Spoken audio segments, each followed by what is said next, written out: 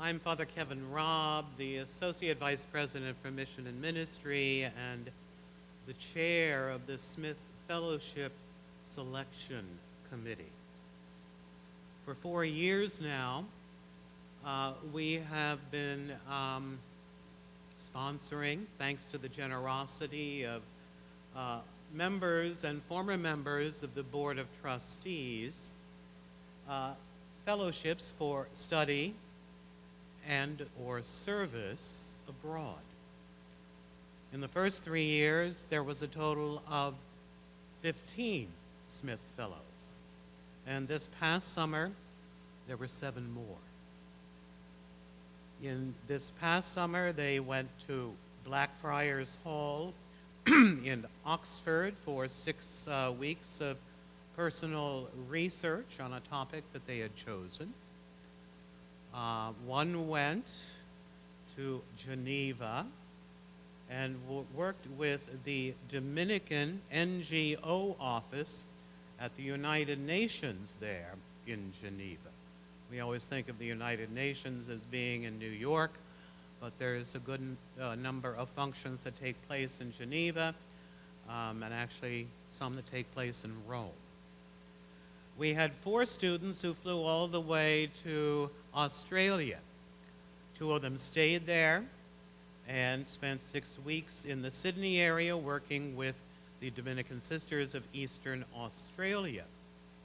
And 2 who later went to Sydney, spent 10 days with the sisters, and then flew on to Auki on Malaita Island in the Solomon Islands, and spent 4 weeks there working with those same Dominican Sisters of Eastern Australia and the Solomon Islands and Bishop Chris Cardone.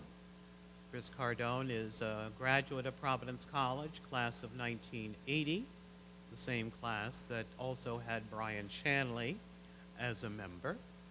Chris went off to the Solomon Islands right after ordination on loan to the province of Australia, and spent several years in the Solomons, and all of a sudden ended up being an auxiliary bishop.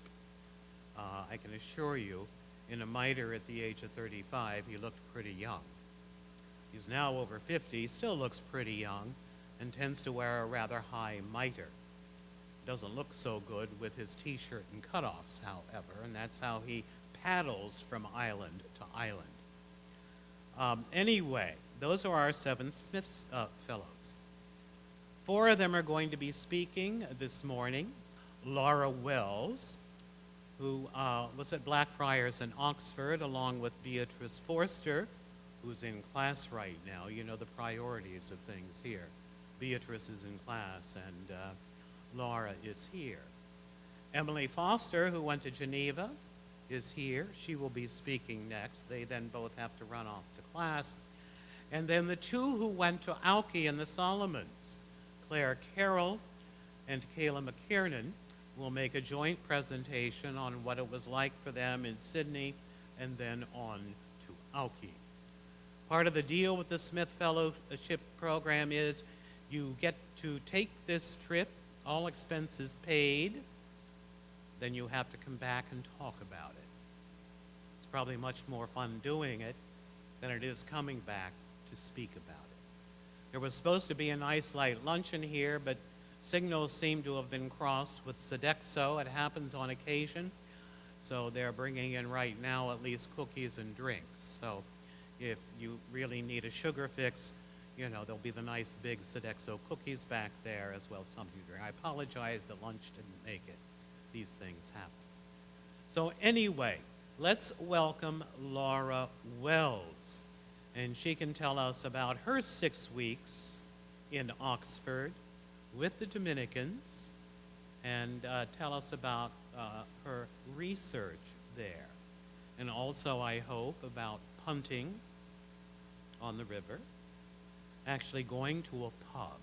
Sometimes we have to send our students off to Oxford just to introduce them to a drink. Was that your first? No, it wasn't her first. Okay, at least she's truthful. But also to see something of England and its great heritage. So Laura, you're on.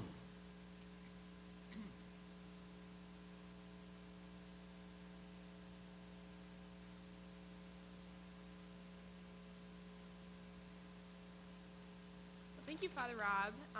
Also, thank you, Father Barnick and Rich Lumley, and all the members of the Smith Fellowship Board and all the donors who make this wonderful Smith Fellowship program possible. As Father Rob said, this past summer, Beatrice Forster and I were privileged to undertake a 6-week study project at Blackfriars in Oxford. Oxford is known as the city of dreaming spires, and through the generosity of the Smith Fellowship program, this summer it became more than a dream, it became a reality. At the end of May, we headed off to England, where we were going to spend the next 6 weeks at the Dominican Hall in Oxford, Blackfriars. Blackfriars was founded in 1221 by the Dominican order in Oxford. It kind of underwent some rough history during the Reformation and the reign of King Henry VIII. It was disbanded, so the current building was only reopened in 1921. Blackfriars stands out from the other Oxford halls as a place where not only can lay people come and study, but it's also a Dominican studium where the student brothers who are training to become Dominican friars go for part of their years of formation. And so that was a really special opportunity as students to be able to interact with the Dominican brothers and the Dominican friars since their priory is connected to the hall. So we'd see them, we'd pass them on the stairs, we'd see them in the library, they could be sitting in on lectures that we attended. They also had a tradition of Wednesday, sort of like our dinner with Dominicans, where they'd invite a couple students to go have dinner with them every Wednesday. The Oxford education system is unlike any university system in America. It's very unique. They use a tutorial method, and the way it works is you have weekly tutorials with a tutor, and it's just one-on-one. So you prepare by doing just independent reading and research, and then you write a 6 to 8 page essay and bring it to your tutorial to discuss with your tutor. It's a really challenging system of education because you're working one-on-one with an expert in the field and they know all the strong arguments from both sides. They're really able to challenge your reasoning and make sure that you're not just assuming that your opponent has kind of like a straw man argument. They make sure that you honestly confront the complexities of the question. My tutorials were on ethics. I had 3 introductory tutorials on Aristotle, Kant, and Mill. And it was really interesting to see how these thinkers that I was introduced to in Civ, how their ideas and their philosophy was still influential and still being discussed by contemporary philosophers. And then my second 3 tutorials were on bioethics, so seeing more the application of the theoretical ethics that I had learned at the beginning. And so those were on abortion, double effect principle, and how bioethics relates to theology, how a Christian bioethicist should dialogue with a non-Christian ethicist, and whether he should use arguments from faith or just base it on natural law. So it was really interesting. I also kind of centered my readings around the works of Elizabeth Anscombe, who was a 20th century British philosopher. And it was really cool because her daughter, who's a Dominican sister, Sister Tamsin Geach, was teaching Latin at Blackfriars. So I actually got to meet her. And Beatrice and I, when we went to London, we stayed with Sister Tamsin at her community in London. So we got to hear entertaining stories of her childhood life over dinner. A typical day in Oxford would consist of study in the afternoon, or in the morning in the library that you saw in the previous slide. And in the afternoon we'd go on excursions around the town to see the sights. We went to a lot of the different colleges in Oxford. This is Christ Church College. It was really amazing to walk in the footsteps that so many literary giants had gone before us, like C.S. Lewis, Tolkien, Hopkins, Evelyn Waugh, and then also religious heroes like this blessed John Henry Newman and St. Edmund Campion. The college that he attended was just across the street from Blackfriars, so it was really incredible. We also went to markets every week to get our fresh produce. It was a really fun, charming atmosphere with all the vendors calling out their wares and their British accents. And then, as Father Rob said, we went punting, a very quintessential Oxford-Cambridge activity. The day that we went was cold, dreary, gray, rainy, but it ended up being a perfect day for punting because there was no other boat on the river. And so as we were zigzagging back and forth and running into one bank, then the other, and ducking under tree branches and getting stuck in the mud, only the ducks were there to laugh at us. It's very, you have a 9-foot pole that you're using to propel yourself on your boat, so it's very unwieldy and not at all as elegant and graceful as it looks from pictures. Cycling is very popular for a mode of transportation in Oxford. And so one day we rented bikes and felt like natives going along the roads. We biked up along the Thames River here to the ruins of a 12th century monastery, Godstow Abbey. Being in Oxford in June, we got to participate in a lot of the end-of-term festivities, such as the garden parties. Like each college is kind of centered around a courtyard or a garden. And so in the top picture in the bottom right, you can see us like sitting, kind of enjoying hymns and strawberries and cream. And then also Blackfriars Hall held a formal dinner and a ball. And so you can see we had the dinner in the Dominican refectory. And so you can see the really long table with all the Dominicans interspersed. And then afterwards there was dancing, and some of the Dominican friars and Dominican brothers even participated. So that was a jolly good time. Then on the weekends we'd go on longer excursions outside the city. We went to London, Beaconsfield, the hometown of G.K. Chesterton, Highclere Castle, which some of you might know from Downton Abbey, Bath, and I think one of my favorite was Stratford-upon-Avon. And this is Stratford-upon-Avon. We got to see Shakespeare's home where he was born, and it was just a very charming English country town with little cottages with thatched roofs. This is Anne Hathaway's cottage. And we also got to attend one of the Royal Shakespeare Company's performances. Went to Richard III, which was phenomenal. The actors were superb. They had live music. It was an amazing experience. Another memorable outing was a walk through the English countryside that Father Richard Conrad had organized for us and a couple other students. Again, it was a typical English, dreary, rainy, drizzly day, but nonetheless, we set out and braved the muddy paths. You can see us like squelching through the barley fields. The mud is all sticky. We went to 3 different towns. We made a circuit to Northley, Southley, and Ensham, and we visited the medieval churches with their wall paintings. So they date from like the 11th and 12th centuries, before they had flying buttresses and stained glass windows in churches, and so there were much more like wall space that had to be covered. And so we got to see what those paintings would look like. The ones that we saw were called dooms because they portrayed doomsday or the last judgment. So you can see like the damned souls on one side and then the saved souls being welcomed into heaven on the other. When we were about like halfway through our walk, Father Richard stops in the field and says, "Shall we stop for some nosh?" And he brings out the picnic basket, lays out the tarp, and brings out all the food. He packed a very good picnic. He had bread, cheese, apples, pork pies, and even some Blackfriars labeled wine to top it off. Just being in Oxford, we were surrounded by incredible history, incredible culture, immersed in like such a wonderful atmosphere. But I think the greatest blessing that we experienced over this trip were the friends that we made. And many of these friendships started at the Aquinas Reading Group. The Aquinas Reading Group had been founded earlier the year by Brother Nick and one of the other girls who was studying and getting a master's degree at Oxford. And the way it worked was any students from around Oxford, from any of the colleges, and even like the community members would come together on Monday evenings. It would begin with Mass and Vespers or evening prayer, and then we'd have soup supper, and a couple of the girls would bring homemade cakes. And then we'd have a discussion of a few questions from Thomas Aquinas' Summa Theologica, led by Father Peter. And then we'd go and do compline in the Priory, which is like their night prayer. And then we continued the conversation across the street at a pub, the Lamb and Flag, which apparently was frequented by the Inklings. It was just such a wonderful balance of food, prayer, learning, all with great friends. Like we were really inspired, so we decided that we wanted to try to bring this tradition back to PC. And last week we actually had our first Thomas Tuesday. We're trying to create a sister group here, so if anyone's interested, just let me know. We're always welcoming new members.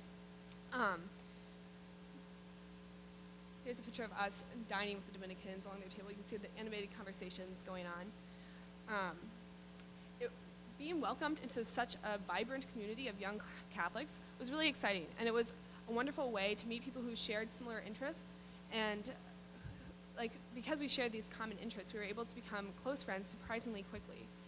And making friends with these other Oxford students gave us a very special inside look into the different colleges, like typical life for an Oxford student. So, for example, in the bottom picture, we went with a friend, Elizabeth, to Magdalen College for breakfast. And Magdalen College is where C.S. Lewis was a fellow. And so it was incredible to think that here we were just having breakfast where C.S. Lewis used to dine. And also another afternoon, we were just walking down the streets, and we came across another one of our friends from the Aquinas Reading Group. And he just spontaneously invited us over to lunch at his college, Balliol College. And so there we are in Balliol Dining Hall. You can see like gorgeous like wooden panels around it. You can't see it in the picture, it's like up above. Was even an organ for when they had the really formal dinners. It's not quite the atmosphere of Ray. It was very luxurious. And then also, through mutual friends, we were able to connect with some other PC alum. Stephanie Ragg and Tom Riley from the class of 2010 were studying at Oxford, and then Meredith and Tiffany were there for their junior year abroad. And so Stephanie graciously invited us all over to her college for one of the formal dinners. You almost felt like you were in the middle of a pageant or something. Like all the students are wearing their academic robes to dinner, and then the master comes and like hammers on the table to start it, and everyone rises and like says grace. And then like after every course, like to open up the next course, the master hammers on the table again and has everyone rise. It was very like formal and very there's a lot of like pomp and ceremony. Sundays were a very special day in Oxford. I had heard back, like, I don't know, since third grade when I was, like, learning the 10 Commandments, keep holy the Sabbath day. And I always thought, okay, that means you go to Mass on Sundays. But in Oxford, they really tried to make the whole day of Sunday a day of leisure. And so it would start with Mass in the morning, and then almost like the whole parish would go to a restaurant neighboring the church and have tea and coffee and just, like, leisurely chat with each other. And then a group of us and our friends would go to lunch after that. And if the weather was permitting, it would be a picnic along the Thames. And, like, no one was rushed. They were just going to, spend the time with their friends, just continuing the conversation. They didn't have anywhere particular that they needed to go. They were just willing to spend the quality time forming good friendships. Ironically enough, our last day in England was the 4th of July. And so we planned with some other our American friends who were studying there to gather for a celebration, celebrate it nonetheless. Our British friends joined us, although they did raise their eyes in disapproval when we were singing the national anthem, and the hosts insisted on hanging the Union Jack in the living room during the celebration. But really, we couldn't have asked for a better way to celebrate the holiday than with such kind, generous friends. Through the friendships, we were truly blessed during our experience in Oxford. After our 6 weeks in England, Beatrice and I flew down to Portugal to make a pilgrimage to Fatima. We spent a couple days in Lisbon. On the left, you can see Beatrice is sitting in front of the view from our hotel window. It was stunning. It was a really nice contrast from the English rain to have the beautiful blue sky and the Portugal sun. And also the culture was very interesting to compare because the English are very reserved and more soft-spoken, whereas the Portuguese are very bubbly and animated. Lisbon is a really hilly city, so there were a lot of stairs that we had to walk up. We also went to Sintra, which is a close neighboring town, and they have just stunning ruins from a Moorish castle, so the view was incredible. And then on Sunday, we went to Fatima. Fatima is the apparition site where Our Lady appeared to 3 shepherd children. She kind of brought a message of praying and making penitence for world peace and the conversion of Russia. We attended an outdoor mass in the square in front of the shrine. And then there was yet another Dominican and even PC connection. Father McLinn designed the statue of Our Lady that's on the front of the shrine. And most of you have probably passed by another statue designed by Father McLinn. He also did the statue of St. Dominic, which is in front of Father Shanley's house. And I thought it was fascinating to see how, see in this picture, Our Lady is almost leaning forward as if in motion. And it's the same with the statue of St. Dominic. It's the charity in action.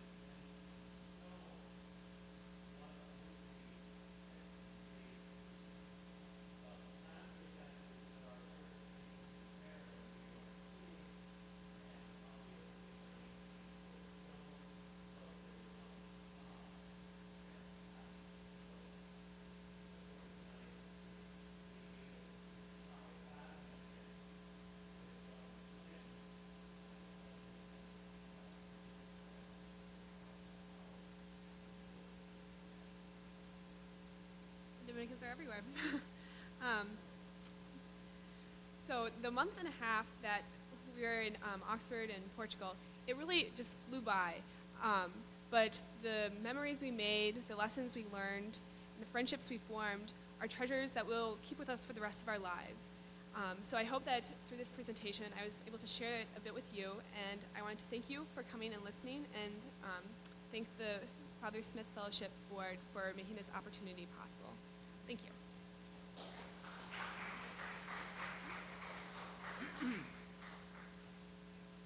Before Laura heads off to class, are there any questions for her that immediately come to mind?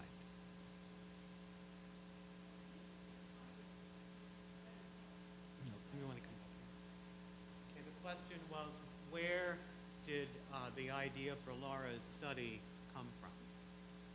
So at Providence College, we are trying to start an Anscombe Society, and so I was just interested in learning more about Elizabeth Anscombe and her works, and then it kind of just like took shape. Like by my tutors like recommended, oh, you need to know the background behind her works. We should look at like Aristotle, Kant, Mill. We should like see where the ideas come from that she's answering and like talking about. Does it answer your question?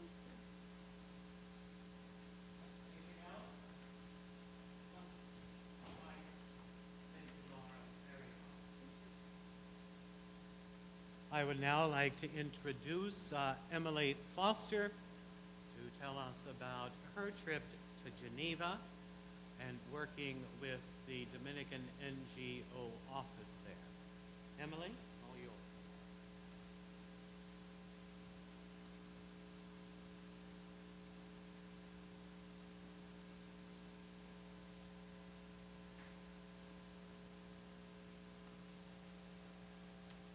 Thank you very much, Father Rob.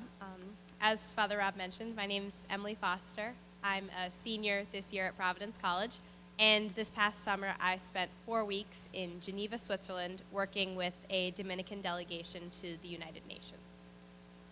When I first attended these presentations last year, I knew I wanted to do something for a Father Smith Fellowship, but had absolutely no idea where to begin. Last October, however, Father Carlos Rodriguez, who is a general promoter for the Dominican Order, visited campus to do a presentation on Dominicans in the world, and specifically on Dominicans for Justice and Peace. And throughout the course of that presentation and in talking to him afterwards, Father Carlos mentioned that there is a Dominican delegation to the United Nations, which immediately sparked my interest. As someone who's planning on going to law school in the future, I was really intrigued by the idea of learning about how the Dominican friars are interacting with a governmental organization and sort of seeing how religion interacts with the public sphere. So I began my application for this Father Smith Fellowship, and throughout my application process, worked with the 2 Dominicans who are associated with the Dominican Order to the United Nations, Father Olivier, who is a permanent delegate to the United Nations for the Dominican Friars, and then also Evelyn von Steffens, who is a lay Dominican who also works with the delegation. So I arrived in Geneva in June and was immediately greeted by Evelyn, who gave me a tour of the city. I was living in Home St. Pierre while abroad. This is a picture of the view from my room, which was absolutely breathtaking. I have about 50 copies of this exact same picture because I took pictures of, this is the Cathedral St. Pierre, at sunrise and at sunset and when there were rainbows and when it was sunny. I just thought this view was absolutely incredible. But I was able to have the privilege of staying in the Old City, which was absolutely remarkable. Cobblestone streets, and as you can see, the cathedral, and really old buildings with a lot of character. And I just found it so interesting, the contrast between the Old City where I was living and then the United Nations, which is in a lot newer and more industrialized part of Geneva. And it was really interesting for me to be able to constantly see the different sides of the city. The one drawback, I would say, to living in the Old City is the cathedral had church bells that chimed every 15 minutes around the clock. The first couple nights, they were a little difficult to get used to, but once I got used to the bells, it was absolutely amazing. This is a picture of the rooftop terrace from where I was staying. It was absolutely incredible. I can't even describe it. This is a view of Lake Geneva, which is the lake that the city of Geneva surrounds. I spent a lot of time walking along the lake with friends and going out to eat on the lake. It was really, really beautiful. And then, like I said, I took a lot of pictures of the cathedral. This is one at night. So I began work with the Dominican delegation the Monday after I arrived, and the first day I went and met with both Father Olivier and Evelyn, who are the two members of the Dominican delegation to the UN. And one of the first things they said to me was during the 4 weeks I was there, I was considered to be a member of the delegation, which I was immediately shocked by. I knew that I would be working with the delegation, but I had no idea that I would be considered a member of the delegation for the duration of my time there. So one of the first things they really stressed to me was the importance of everything I said and everything I did was going to reflect back on the delegation. So I had to be especially careful in talking to people and expressing my personal opinions, because things that I said could be construed reflecting what the delegation thought, which I thought was very, very interesting. During that first meeting with Evelyn and Father Olivier, they explained to me a couple of the goals of the Dominican delegation and the fact that their main goal is promoting human rights. And that's the reason why it was extremely important that I went at the time that I did. I was in Geneva during the Human Rights Council, which is a 3-week meeting of 47 member states and other various non-governmental organizations and non-voting states. And for 3 weeks, they just discussed human rights issues and different problems that are happening around the world. And since the Dominicans for Justice and Peace are so focused on human rights issues, it was extremely important that I was there for those couple weeks to help out the delegation with the Human Rights Council. Father Olivier explained to me that one of their main goals was trying to influence law and policy in the way of the gospel without explicitly stating it. And when he said that, it reminded me of the quote, "Preach the gospel at all times, and if necessary, use words." And I thought it was very interesting that the Dominicans had a presence at the United Nations and were trying to influence policy in the way of the church, in the way of the gospel, without explicitly coming out and saying that they were doing so. It was more through their actions and through their interactions with other people that they were really trying to influence policy for the common good. Something else interesting that was explained to me was the fact that I was probably going to see the Dominican Order working with different groups in different member states that I would be surprised by. Father Olivier explained to me that if they could find at least one topic that they and another group agreed upon, that they would co-sign a bill or a resolution or something like that. So even though they might differ on every single other issue, if they can find one human rights issue to agree upon, that they could begin to start working together. And he explained to me how important it is to start those relationships and how agreeing on one issue can turn into possibly agreeing on 2 or 3 issues and eventually really make changes for human rights. So I had a couple different roles in the delegation when I was there. My first role was attending the Human Rights Council. This is a picture of the Human Rights Council room from my seat. So I attended the Human Rights Council pretty much every day and was listening to different resolutions and debates. And my responsibility was to report back to the delegation. As I mentioned, the delegation was very small. It was only 2 people. So I was sort of the extra set of hands during those 3 weeks of the Human Rights Council and was taking notes and reporting back to them of important things that were happening at the Human Rights Council so they could take note of those. Additionally, I attended side events during lunchtime. We had about 3 hours for lunch every day when the Human Rights Council took a break. And during those lunch times, there were usually about 10 to 15 different side events, which were panel discussions focusing on certain ideas or certain issues. And I really enjoyed the fact that I got to pick which panel discussions I went to every day, and then also reported that back to the delegation. And my final little project when I was there was working to create a database of Dominican friars around the world. Father Olivier expressed to me the goal of creating a database so if someone had a social justice question or wanted to inquire about a social justice issue, they could go online and find Dominicans around the world in all the different countries that could help them with that issue. So I sort of got started on that project of locating Dominicans around the world and finding out whether or not they would be interested in being included in this great database. So my day-to-day work was very exciting for me because I was completely autonomous pretty much throughout the entire week, which I really enjoyed. I would check in with Father Olivier and Evelyn maybe once or twice a week, but other than that, the badge that I had gave me unrestricted access to the entire United Nations, which was just absolutely incredible. As I mentioned, I was attending the Human Rights Council every day, and I would hear reports from special rapporteurs who had gone to different countries to research and do analysis of human rights situations there. Then they would present their research, and other member states or NGOs would have the opportunity to either congratulate or condemn what was going on in specific countries. I also got to observe voting on different resolutions and other important issues that came up. And then also, as I mentioned, attending those side events during lunchtime. There's two side events in particular that really stuck out to me that I wanted to share with you all. As I said, the Human Rights Council was 3 weeks long, and I attended a side event every day, so I had a lot of material to work with, but two that really stuck out to me were one on religious tolerance and one on Haiti after the earthquake. The side event on religious tolerance was a panel discussion with people from a number of different religions, and I thought it was really interesting that the Bishop of Geneva was actually there, who's a Dominican friar, and I got to meet him and talk to him a little bit, which was great. But basically, through that panel discussion, they discussed the importance of religious tolerance and religious cooperation, and sort of talked about how sad it is that around the world so many people are fighting because of religious issues and because of religious differences. And the point of the panel was basically to reaffirm the importance of accepting people of other religions. And I thought it was really interesting that a panel was able to come together of people with completely different religious beliefs, but who all agreed upon the fact that religion is meant to promote community and idea of tolerance rather than promote conflict. And I thought this was a perfect example of what Father Olivier mentioned to me of being surprised by some of the groups that we would work with. But I think this was an extremely important issue that it was obvious everybody agreed upon. The second really interesting side event I saw was one on Haiti after the earthquake. And it was basically a presentation on the situation in Haiti in the years following the tragic earthquake that struck that country. They were talking a lot about the decreasing number of internally displaced persons and statistics about rebuilding the government and other important stats like that. But what stuck out to me most was the fact that there was a young woman who seemed to be about my age, who was a Haitian native and was in Haiti at the time of the earthquake. And one of the things that she said that really struck me was how important it was that the nuns who ran her school wasted no time in resuming classes right after the earthquake.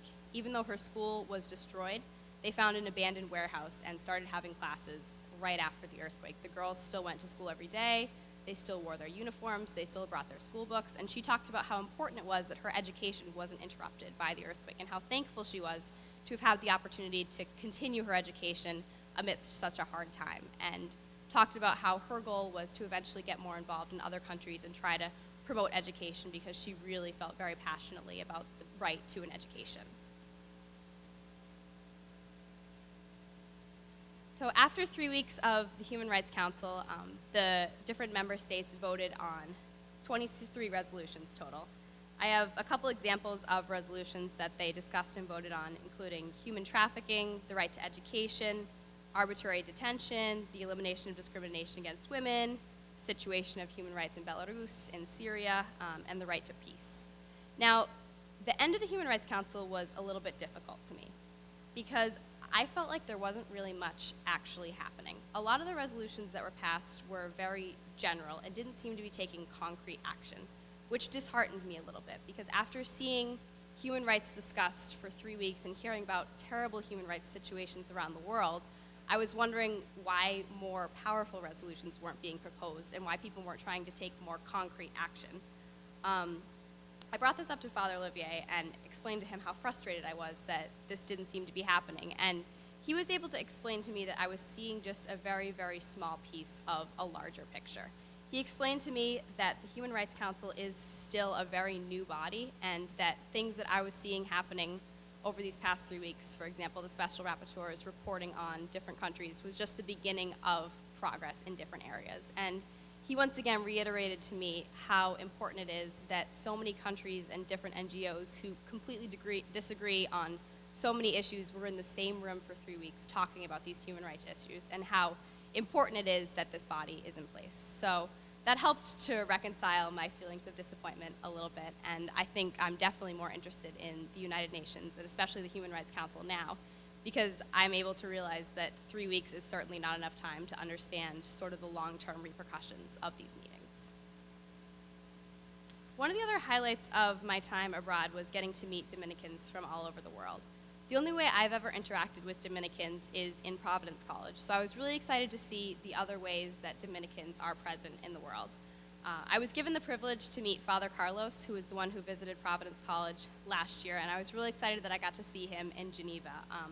Like I said, he's the general promoter of the Dominican Order. He's sort of a matchmaker of the Dominican Order. He travels around and puts different groups in contact to sort of promote human rights and peace around the world. And I really enjoyed talking to him because he had a very simple definition of human rights. he said human rights is very, very easy. It's just respecting each other's dignity and treating each other the way Jesus would want us to treat each other. And it was just really interesting for me after 3 weeks of the Human Rights Council to hear the issue of human rights boiled down to such a simple statement. He had really great insights about world happenings as well. As I mentioned, I was a little disheartened at the end of the 3 weeks of the Human Rights Council because more action wasn't being taken.